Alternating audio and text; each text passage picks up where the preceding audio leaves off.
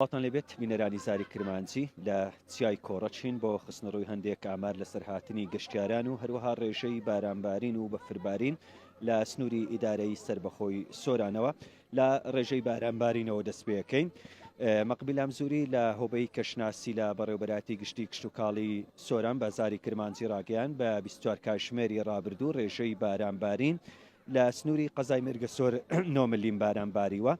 ئەوە بەرزترین ڕێژە بۆ لە چاو قەزاکانی تر، چونکە لە زۆربەی قەزاکان لە دوای بەرەبیانەوە بارانبارین دەستی پێکرد و بارانبارینەکەش بارانبارینێکی هێمن و لەسەرخۆ بەخوڕ نەبوو. بۆیە لە مێرگەسۆر هەم ڕێژەی بارانبارین هەم بەفربارین زیاتر لە چاو قەزاکانی تر.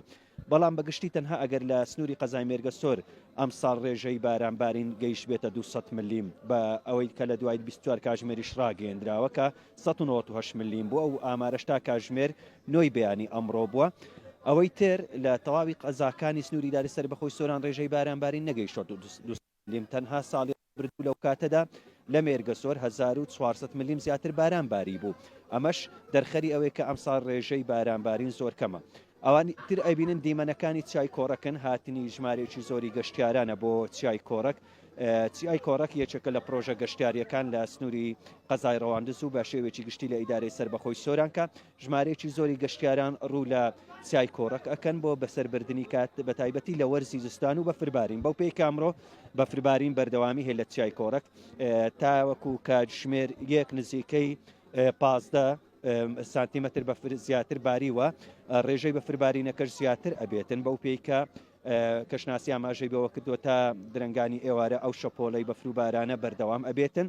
ئەمەش کاریگەری لەسەر هاتنی هەم گەشتیارانە بێ بۆ چیای کۆڕک، هەمیش بە زۆربوونی ڕێژەی بەفر لە ناوچە شاخاویەکان بە تایبەتی لەو ناوچە بەرزانەی کە چیابەرزەکانی سنووری ئیدارەی سەربەخۆی سۆران وەکو دوێنێ بەشی پێشبینی لە وەزارەتی گواستنەوە گەیاندن ئاماژەی بکرد کە هەر چیایەک بەرزەکەی 1400 متر بێ بەفربارین ئەیگرێتەوە. بەو پێی کە بە زۆری چیاکانی سنووری ئیدارەی سەربەخۆی سۆران 1400 متر بەرزیان زیاترە لە ئاستی دەریاوە. بۆیە ڕێژەی بەفربارینی ئەمڕۆکەیان زیاتر ئەبێتن. لە زینی وەرتێ ئاستەنجی هاتوچۆ هەیە. سەرۆکی شارەوانی لە ڕێگەی زاری کرمانجیەوە داوای لە شوفێران کرد ئەو ڕێگایە بەکارنێنن تاوەکو پاکەکرێتەوە.